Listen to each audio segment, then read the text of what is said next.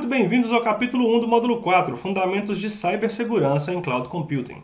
Nessa aula nós vamos falar sobre Defense in Depth, que é a defesa em profundidade, Defense in Depth on Azure in a nutshell, como que a gente vai utilizar essa abordagem de defesa de profundidade em ambientes Azure. E vamos falar também sobre a tão famigerada responsabilidade compartilhada. Vamos lá, vamos falar um pouco sobre defesa em profundidade. Defesa em profundidade, esse termo, ele já não é muito novo, não. Ele já é bem antigo. Isso vem lá da Idade Média, inclusive, que a aplicabilidade desse termo, vamos dizer assim, já vem sido considerada em vários aspectos. Vocês vão entender o porquê. Mas se consiste basicamente na criação de anéis de proteção para que se proteja os dados, né? Então nós temos a proteção na segurança física, identidade, perímetro, rede, computação, aplicativo, até chegar aos dados, né? Que é o nosso coração, que é o nosso tesouro maior, que é a nossa, vamos dizer assim, nosso maior valor da nossa organização são os dados, as informações. Então, Defense in Depth é a técnica de fornecer essas camadas de proteção multi-layers, né? São multicamadas, para que se proteja os dados. Então, é um conceito muito utilizado em segurança da informação, ao qual, por exemplo, várias camadas de proteção e de controle são colocadas para proteger um sistema. Sendo assim,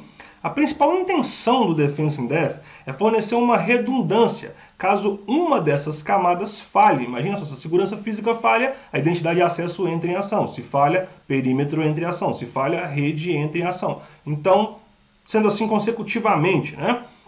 Então, isso pode inclusive abranger aspectos de segurança pessoal, processual, técnica e física durante todo o ciclo de vida de um sistema. Quando eu falo que a Defense in Depth ela é uma estratégia muito velha da Idade Média, vocês vão conseguir entender, porque é o seguinte, ela é uma abordagem em camadas para proteger hoje, né, os sistemas de tecnologia. Ataques contra uma camada são isolados na camada subsequente, então os ataques contra a camada física, por exemplo, eles conseguem ser isolados da camada de identidade.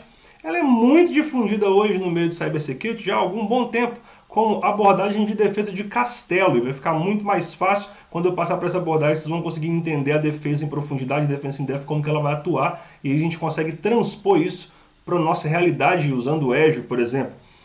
E fornece vários níveis de proteção. Bom, vamos falar então, nós temos o nosso castelinho aqui, vamos lá nos transportar para 1400, 1200, sei lá, na época do feudalismo até antes, onde os reis, rainhas, a própria realeza tinha que proteger o castelo contra uma invasão. O principal ponto ali é proteger contra uma invasão. A gente já viu Senhor dos Anéis, uma série de filmes de guerras da Idade Média, em que o foco é proteger o castelo, Vikings, etc., Game of Thrones, enfim. O foco é sempre proteger o castelo.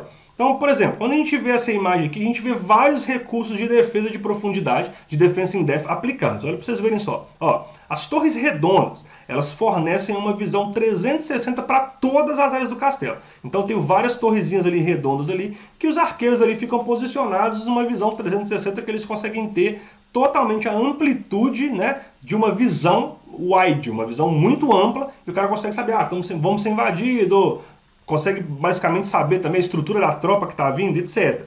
A gente vem para um segundo ponto. O portão em frente ao fosso dá aos defensores um local para identificar e repelir os atacantes antes que eles possam chegar ao castelo. Inclusive até o próprio fosso, né, que geralmente fica cheio de jacaré ali, cheio de armadilha, o fosso em si, ele tenta repelir os atacantes. Então é um segundo anel de proteção, vamos dizer assim.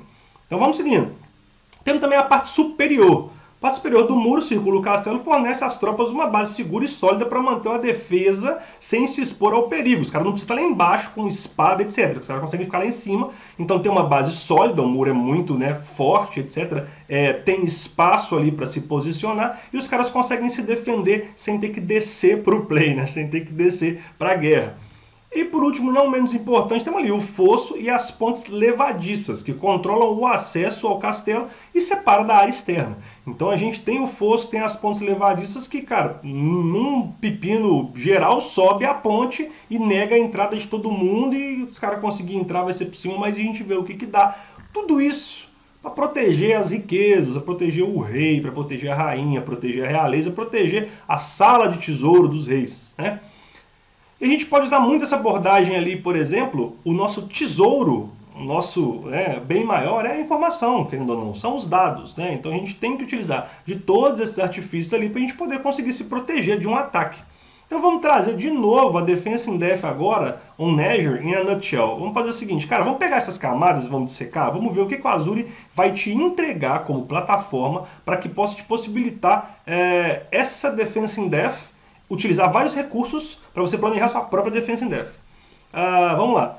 Segurança física. Para começar, a Microsoft possui todos os data centers, né, do Azure e gerencia a segurança física em todos os locais. Fisicamente, no que diz respeito à estrutura, à infraestrutura física, né, controle de acesso, portas, pessoas que trafegam e etc., né, a Microsoft ela controla tudo, todos os acessos. E apenas o pessoal autorizado tem acesso a diferentes áreas. É muito restrito. Então, até mesmo, geralmente, pessoas que trabalham com troca de discos não trabalham com rede. Pessoas que trabalham com rede não trabalham com segurança. Geralmente, são pessoas separadas e, muitas das vezes, a Microsoft não repete, né? Que eu já ouvi em alguns workshops, algumas palestras, é que a Microsoft não repete essas pessoas. Então, se um dia você passou 2 anos trabalhando em equipamentos de rede, 2 anos trabalhando lá em manutenção dentro do data center de rede, cara, ou você vai continuar trabalhando com rede, ou a Microsoft vai te colocar para trabalhar em outro lugar, se porventura você optar por sair, mas quase nunca, para não dizer nunca, vai te colocar trabalhando com storage, com disco, porque vai estar em uma região, uma localidade separada. Isso aí segrega muito o acesso e acaba fazendo com que apenas as pessoas certas tenham acesso às áreas certas, né? Então, segurança física, a Microsoft já cumpre o papel dela pra gente. Ótimo. Então, vamos falar de identidade e acesso. Bom, identidade e controle de acesso, a gente vai ter, obviamente, o Azure Active Directory, né? Todos os recursos do Azure eles são governados e controlados por meio do Azure Active Directory. Não tem como sair disso, né? O Azure Active Directory é o que a Microsoft chama de Control Plane, Central Control Plane, né? É o plano de identidade central ali, de uma certa forma. É onde ela controla todos os acessos, onde ela controla todas as permissões, né? Tanto de usuários quanto de aplicações, etc. Além disso, você pode também controlar os acessos aos recursos usando o RBAC, que a gente vai falar deles no capítulo 2, né? Tanto do Active Directory quanto do RBAC. Então, para identidade e acesso, a gente está muito bem coberto também. Então, vamos para perímetro. Bom, por padrão, quando você configura uma VNet, quando você cria uma Virtual Network no Azure, a Microsoft ela já habilita a proteção básica de DDoS. O DDoS, para quem não sabe, ele é um ataque chamado Distributed Denial of Service, que é o ataque de negação de serviço distribuído, né? O que se consiste nesse ataque?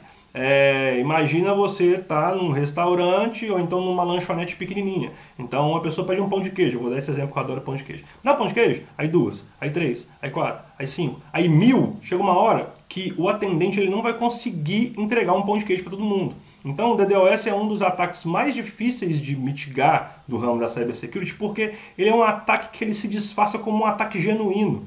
Porque, querendo ou não, o que está acontecendo ali é uma requisição ou de acesso genuína, né? Ou me dá um pão de queijo, dá um pão de queijo, dá um pão de queijo, dá um pão de queijo, dá um pão de queijo, o cara vai lá e trava. Então pode acontecer, se a sua aplicação não tiver escalada, se o seu ambiente ele não tiver escalado para se proteger contra isso, cara, eles vão te mandar milhões e bilhões de requisições, você vai travar. Então você vai... Como é que você vai fazer para poder mitigar esse acesso, né? Como é que você vai fazer para mitigar esse ataque, na verdade? A Microsoft ela já habilita isso por padrão, o plano básico de DDoS. Automaticamente ele já vem com monitoramento de tráfego sempre ativo e mitigação em tempo real de ataques que são mais comuns, tá? Então isso vem de graça, built-in no Azure. Quando você cria uma VNet, você pode olhar nas configurações, até mesmo na demonstração a gente vai ver isso, vai estar lá o Azure DDoS Free, né, Plan, já habilitado, o Basic, se eu não me engano, é Basic o nome, já habilitado por default. Para quem busca uma proteção mais avançada, você tem a opção de utilizar e fazer o deploy de uma proteção standard, né, que já vai fornecer alguns recursos adicionais. Por exemplo, proteção contra ataques volumétricos, ataques de protocolo e até mesmo ataques de aplicativo. Então, para segurança de perímetro, a Microsoft ela já tem esse serviço built-in no Azure, é só configurar. Ele já vem configurado para VNet na implementação normal. Se você quiser uma proteção maior, um nível standard, um nível um pouquinho mais avançado, não tem problema. Você pode simplesmente ir lá e habilitar a proteção, criar, né, uma DDoS standard e aplicar no seu ambiente. Bacana. Agora, para segurança de rede, o que a Microsoft ela dá para a gente no Azure, né? O que ela fornece para a gente poder utilizar? Bom, é possível, por exemplo, filtrar todo o tráfego de entrada e saída, origem e destino de uma VNet, por exemplo. Vocês criaram nos módulos anteriores aí a sua VNet, sua Virtual Network, então vocês viram que quando vocês aplicam uma NSG, que a gente chama de Network Security Groups, que a gente vai ver nos próximos módulos também o que é isso, quando você aplicar esse NSG, você consegue controlar esse tráfego. Então, através de regras muito bem descritas, você fala o que pode sair e o que não pode sair, o que você nega e o que você permite. Isso é muito tranquilo. O que pode entrar, o que não pode entrar, o que pode sair, o que não pode sair. Isso é muito tranquilo de fazer e, cara, é muito granular, é bem bacana. E também, obviamente, a Microsoft fornece também para segurança de rede o Azure Firewall, que nada mais é que uma visão muito mais melhorada e aprimorada de segurança de rede possível. Porque, por exemplo, se a gente for comparar, a NSG ela seria uma abordagem de firewall stateless. Já o Azure Firewall seria uma abordagem de firewall stateful. Mas isso eu vou deixar para os próximos capítulos. Então, para segurança de rede, vocês estão mais do que cobertos. A gente está muito bem servido. Obrigado. Vamos para a segurança, então, de computação. O que a Microsoft oferece? Vamos lá. Ela tem um serviço chamado Azure Security Center. E o Security Center ele fornece proteção contra ameaças e ele possui uma capacidade de processar vários sinais e até mesmo detectar ameaças em tempo real, como, por exemplo, ataques de brute force e RDP, aqueles que tentam acessar a máquina através de RDP, SQL injection e outros vários ataques. E o Security Center ele tem como premissa estabelecer uma abordagem de segurança para todo o seu ambiente. Então, o tempo inteiro ele vai monitorar o seu ambiente e vai te falar o que está certo e o que não está, o que pode ser corrigido, o que pode ser melhorado e quais são as considerações, quais são as avaliações da Microsoft, as sugestões de melhoria dentro desse ambiente, além de fornecer um Security Score. O que é o Security Score? É uma métrica, é tipo é uma gamificação que a Microsoft colocou, vamos dizer assim, no Security Center, que ela vai te dar uma nota baseada na avaliação da sua postura de segurança do seu ambiente. O que significa isso? Ela vai olhar para o seu ambiente, ela vai passar um pente fino e vai falar: olha, fulano, baseado nas implementações que você tem no seu ambiente, baseado em que você poderia habilitar ou que você tem habilitado, a sua pontuação é X. E ela também te provê uma listagem sobre como melhorar essa pontuação e alcançar a nota máxima, alcançar o 100%, que todo mundo espera, que todo negócio merece de uma certa forma. Então o Security Center ele vai trazer toda essa camada de proteção no que diz respeito à computação. Vai proteger VM, vai proteger aplicação, vai proteger VNet, vai proteger Key Vault, vai proteger tudo. O Security Center, ele de fato é o Security Center. Ele é o centro de segurança de todo o Azure e todos os recursos. Nada escapa do Security Center. Ele é realmente uma ferramenta muito eficaz e uma ferramenta muito utilizada hoje no que diz respeito à segurança de nuvem, inclusive cross-platform. Inclusive o Security Center ele consegue proteger o on-premise, pedaço do seu ambiente on-premise, a gente vai ver isso mais para frente. Ele consegue até mesmo se comunicar com outros ambientes e estender essa camada de proteção. Isso é muito fantástico, isso é bem legal.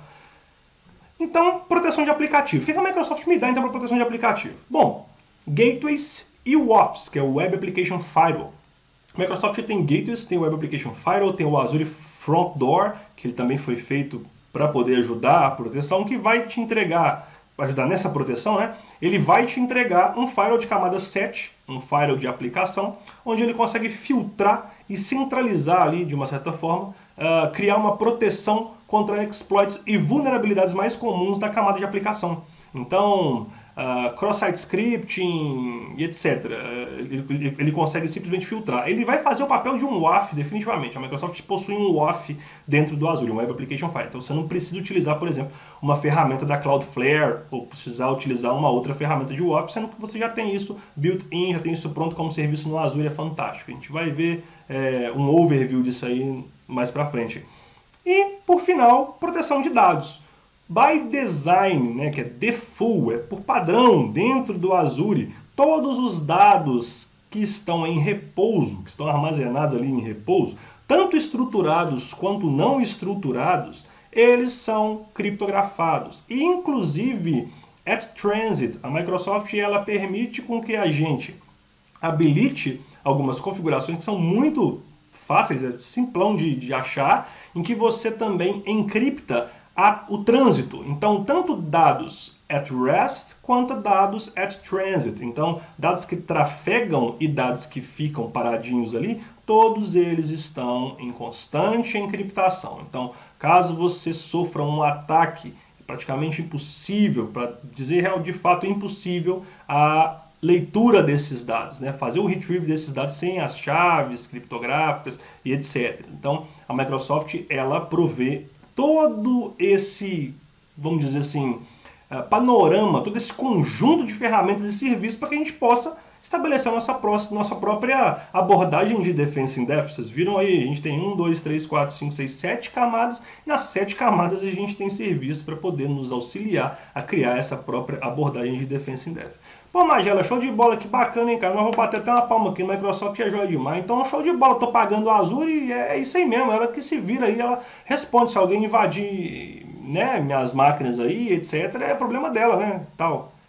Então, não é muito bem assim não. Um dos grandes mitos da Cloud Computing, e eu vejo isso quase que diariamente em todas as consultorias que eu trabalho, para não dizer 100%, para eu não ser desonesto, vamos colocar 90%. Grande parte, todo mundo pensa dessa forma. Quando você chega para poder implantar, né, um serviço no Azure ou migrar e etc., geralmente as pessoas falam, Microsoft se vira, etc. e tal. Aí você tem que falar, cara, não, existe um ponto muito importante que ele deve ser levado em consideração, que ele chama Responsibility Matrix, que é a matriz de responsabilidade que traz a responsabilidade compartilhada. Tá, mas tá bom, velho. O que é isso?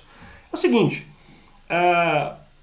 de uma certa forma, você é responsável pelo seu ambiente, tanto no Azure, quanto a AWS, quanto GCP, quanto Oracle, quanto whatever, Alibaba, whatever. Tá? Você é responsável pela segurança do seu ambiente. O Cloud Provider ele vai até um certo ponto e vai depender muito do modelo que ele foi escolhido. Por exemplo, olha só para você ver. Se você for comparar um modelo on-premise, tá? Um modelo convencional, tá? Data center dentro de casa, você é responsável por tudo. Cara, data center físico, rede física, host físico, sistema operacional, controle de rede, é sua responsabilidade tudo. Ok? Você que vai contratar, você que vai gerir, etc e tal. Aí você fala, não, beleza. Então eu vou migrar para IaaS. Infrastructure as a Service, né? Infraestrutura como serviço. Beleza, a Microsoft ela se responsabiliza 100% por data center físico, a rede física e os hosts físicos. No entanto, toda a parte do sistema operacional, controle de rede, aplicativo, etc., fica por responsabilidade do cliente. É isso que muitos clientes talvez não entendem. Cara, se você tiver uma máquina virtual no Azure sem instalar um software craqueado, sem instalar um bomba patch, sei lá, sem instalar alguma zoeira muito doida, torrent, etc. Entendeu? E abrir as portas da VM e falar, aqui é farra do boi, vamos minerar a criptomoeda, aqui é a farra do boi. Cara, se você sofreu um ataque, a Microsoft pouco pode fazer pelo seu ambiente, de fato quase que nada. Inclusive, dependendo do ataque, se houver uma escalação de privilégios e um movimento lateral que prejudica os clientes da Microsoft em outros tenants, caso isso aconteça, o que eu acho muito difícil, você ainda pode sofrer sanções cabíveis, né? Então tem muita gente que fala assim, mas pegou vírus lá no Azure, isso aí eu vou processar a Microsoft. Cara, não vai, porque antivírus é responsabilidade sua. O sistema operacional que está rodando ali é responsabilidade sua. Se você roda uma imagem sem a licença apropriada, na pirataria, é responsabilidade sua. A Microsoft ela toma conta da responsabilidade física, no caso do IaaS. Aí o pessoal vai e fala, tudo bem, eu quero migrar então, vou sair do IaaS, vamos para PaaS, plataforma como serviço? Ok. A Microsoft toma conta do data center físico, rede física, host físico, sistema operacional, beleza. Porém, os controles de rede, aplicativo e infraestrutura de identidade de diretório ainda é de acordo mútuo, de uma preocupação mútua, tanto você quanto a Microsoft, porque não adianta nada a Microsoft colocar uma série de proteções, firewall, etc. Se você chega lá numa regra de firewall e permite com que a internet inteira possa falar com essa máquina sem restrição nenhuma, possa falar com esse serviço, né? Que a gente não está falando de VM mais, a gente está falando de um serviço, por exemplo, um SQL PaaS, ou qualquer serviço PaaS, um serviço de aplicativo que seja PaaS. E aí você vai lá e simplesmente bypassa o firewall. Fala, cara, não, aqui é liberado, all 00000. Pronto. Cara, isso é a responsabilidade sua. A Microsoft ela consegue te entregar um firewall que é built-in, uma proteção que é built-in, e fala, fulano, você pode alterar isso aqui, você pode adicionar essa regra, eu te protejo aqui, mas é de responsabilidade sua habilitar ou não. Nada vem habilitado por default no Azure, gente. Vocês precisam entender isso. Até no que diz respeito à segurança. Todo mundo já acha que o Azure é security by default. Cara, nada vem habilitado por default. Quando você vai implementar alguma coisa, fazer o deploy de alguma coisa, você precisa prestar atenção em alguns requisitos, nas boas práticas, inclusive. Porque nada vai vir implementado como default. Não vai estar... como é que eu posso explicar melhor? Se você precisar da segurança, ela vai estar lá. Porém, ninguém habilita isso para você do zero. Você precisa ir lá e habilitar por si mesmo. Por isso que ainda há uma mútua colaboração, um mútuo entendimento, uma mútua preocupação. Mas gerenciamento de conta, ponto de extremidade do cliente e governança de dados, isso aí é responsabilidade nossa, entendeu? Você vai liberar aí acesso para um fulano de tal, você não conhece o cara, manda pelo e-mail e fala, tal, acessa minha subscription. Ou algum usuário de dentro da sua organização fala assim, fulano, segue o acesso à minha subscription. Cara, a Microsoft não tem nada a ver com isso. Se o cara entrar lá e deletar o ambiente inteiro, já era, não tem problema. Não tem problema nenhum. A Microsoft ela vai conseguir traquear os logs e vai falar que foi uma deleção genuína, de fato foi, porém você que não cuidou da sua gestão de acesso.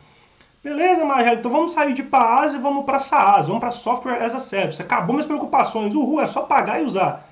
Mais ou menos, gente. Ainda assim, mesmo a Microsoft tomando conta de data center físico, rede física, host físico, sistema operacional, controle de rede, aplicativo, a infraestrutura de identidade diretória ainda é um ponto de preocupação compartilhado. E o gerenciamento de conta de acesso, ponto de extremidade do cliente, governança de dados também.